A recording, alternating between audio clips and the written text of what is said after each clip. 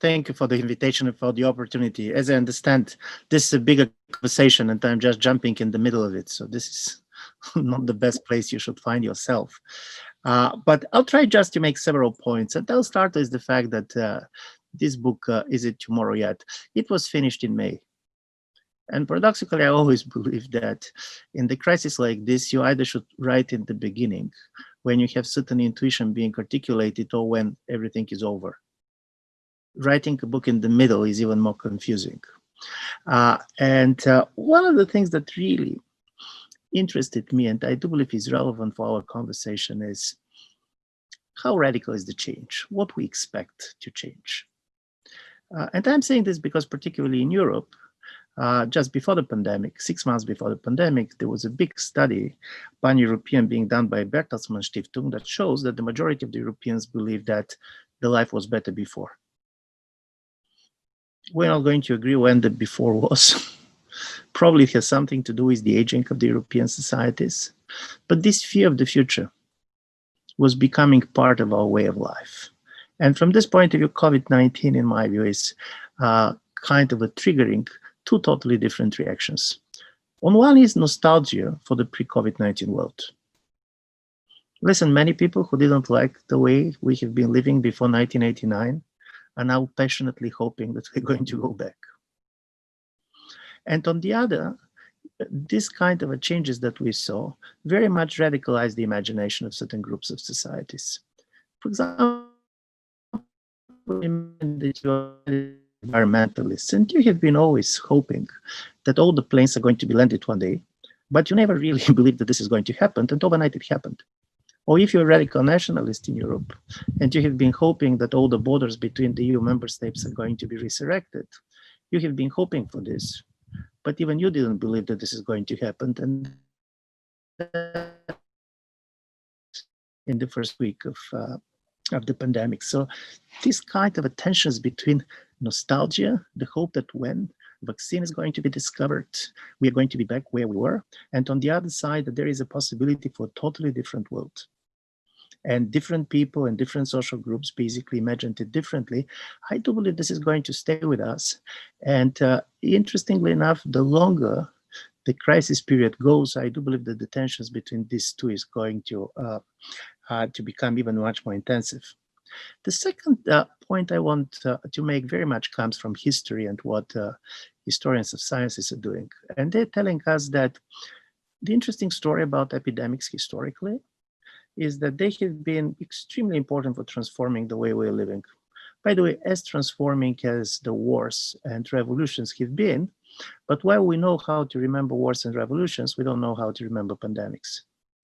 There were 200 times more books being written worldwide about World War I compared with the Spanish flu, but there were 2 or 3 times more people that died during the Spanish flu compared with how many people died during the World War I. And I do believe this is quite interesting because the biggest problem of the pandemics is that there is not a narrative, heroic narrative that is going to give the meaning of part of the suffering that you go through. When you're basically dying in a war, the nation state is going to tell you that you're sacrificing your life. They're going to be heroic narrative. This heroic narrative is absent. So we can imagine that, well, this is going to be transformative. Probably we're not going to remember so much what happened and how it happened. And then the question is really how much it's going to change. Because we have heard that the world is not going to be the same several times in the last 20 years, the global financial crisis being the last time. And we had the feeling that not so much has changed. And my feeling is this time we're going to see a change. And the argument that I want to present to you is that we're going to see more of a change because COVID-19 was not a disruption. It's much more amplified certain trends that have been there before. And this is why the change is going, in my view, to be really profound. If you see many things that we're talking about, this kind of a totally different impact. For example, even the tensions between generations, which we're going to see as a COVID-19, it have been there before. Now, the interesting story about COVID-19 is that it's not so much changed things, but allowed us to see how the world has been changed already, and we were not ready to see it. And this is why I really do believe that we are going to have much more radical change, that we're not going to go back where we were, neither in the way that we've been basically living, not the way we have been working, and also not the way we're thinking about the future. I was recently interested what is the impact of the crisis on the Vienna real estate market. Because paradoxically, real estate market quite often tells you certain things that basically reflect better how people feel about the future than when you're asking them on the opinion polls. And here's the interesting story. People are starting to look for bigger apartments, because obviously many of them, those who have an apartments, try to imagine that they're going to work from home. So they're looking for this additional room that is going to make this possible for them. At the same time, you're going to see a lot of migrants that have been living, particularly, I know better the story of the East European migrants working in the United Kingdom or in Western Europe, that have been basically crowded in a place here and there.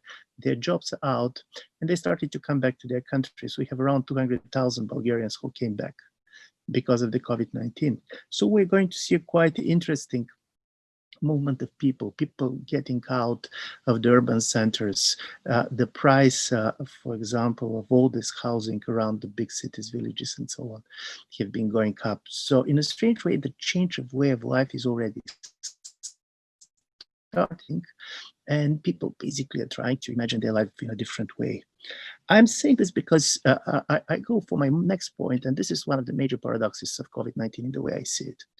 If 2 years ago we had a conference like this, and we're going to discuss what kind of a crisis is going to give best incentives for the government to cooperate, what kind of crisis really can give a push for international cooperation, I do believe that pandemic like this was going to come on the top. It has an urgency that even the climate change does not have.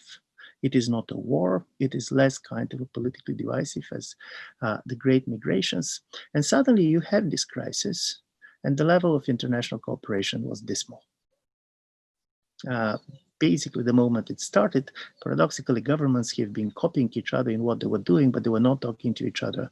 What you see now is the vaccine nationalism. What you see basically was the total failure organizations to respond to this. And then the question, and because I know that many of you have been basically working in the sphere of cultural diplomacy, culture and international relations, comes up is, what is going to be the impact of this COVID-19 on the level of international, not simply on the level of what is happening on our societies? And my guess is that we're going to see two things happening at the same time. One is fragmentation, and I do believe this is going to be very strongly felt in the economy. You see more and more, basically, the global supply chain being reorganized, and basically you try to depend on things that are produced closer to you. There were, in a study that in May the European Council on Foreign Relations did, the majority of the French and the majority of Germans declared that they're ready to pay higher prices, but they want the major medicines to be produced within Europe. So you're going to have this, and this is going to be basically combined with protectionism all over. But on the other side, you're going to have also rising polarization in international politics, particularly because between the competition of the United States and China. And here comes, in my view, the three things that I basically want to put for discussions in front of you. One is that for me, the paradox of the COVID-19 is that at the moment when people were locked down in their apartments, in the moment when basically the borders between the EU member states have been closed, suddenly this was also the moment in which, stronger than ever, we understood that we're living in a common world. I had been spending the lockdown in the Bulgarian countryside, in a place where people are not particularly interested in international politics. And then these same people, every night have been religiously following how many people are infected in Brazil, how many people are dying in the United States, what the neighboring governments are doing, why we're not doing the same. This synchronization of the world is there. So strangely enough, I do believe COVID-19 was an agent of deglobalization, if you see how the states are going to respond, but also the level of globalization when it comes to the individual and how she or he is trying to see what is going on. The second thing that I found interesting is that we are going, at least probably this is very generational and probably it's very East European perspective. But for us, for the last 30 years, the very experience of freedom was very much related to the freedom of movement. You can travel. Basically, crossing borders for somebody with my background was this very physical experience of what it means to be free. And then you basically have this kind of a travel being restricted, and it is going to be restricted not simply because the governments are going to have these PCR tests and others, but also because basically people are going to travel less, at least for a certain period of time. How this sense of freedom is going to be exercised and how people basically are going to try not to feel this kind of a change as a loss of freedom, I feel critically important, because it also has something to do with the way the democracy is functioning.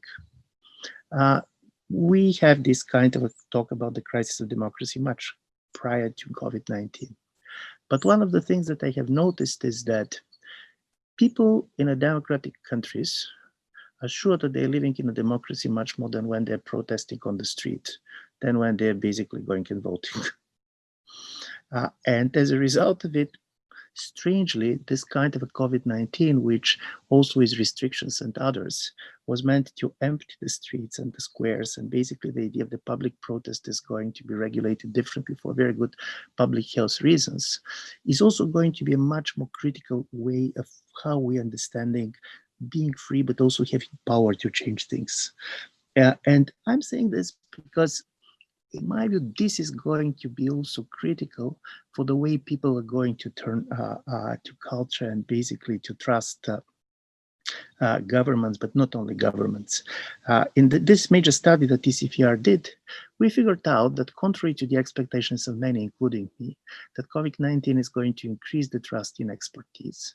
First, we basically discovered that it's very differs from one society to another. But secondly, we ended up with a three type of people when it comes to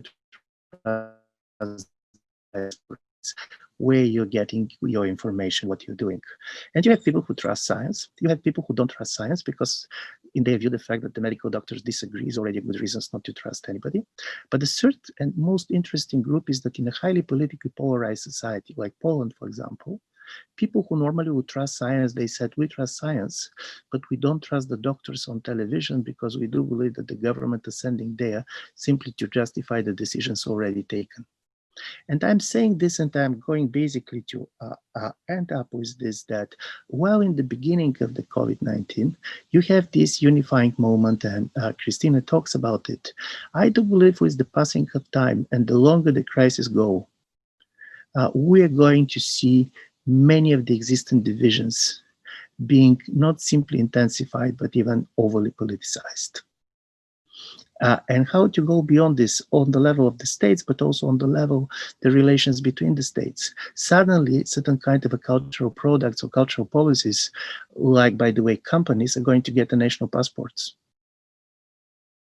The idea that others want to manipulate you, that want to persuade you, this kind of a understanding that you are in a kind of a defense in the world that is very hostile to you, this is basically what I do believe we are going to face, at least in a short-term future, and how to respond to this and how to use the opportunity for change that any crisis is giving is something that probably is a question worth discussing. So I'm going to end up with the famous telegram which a Jewish husband who was in the countryside has sent to his wife, and the telegram read, "Start worrying, details to follow."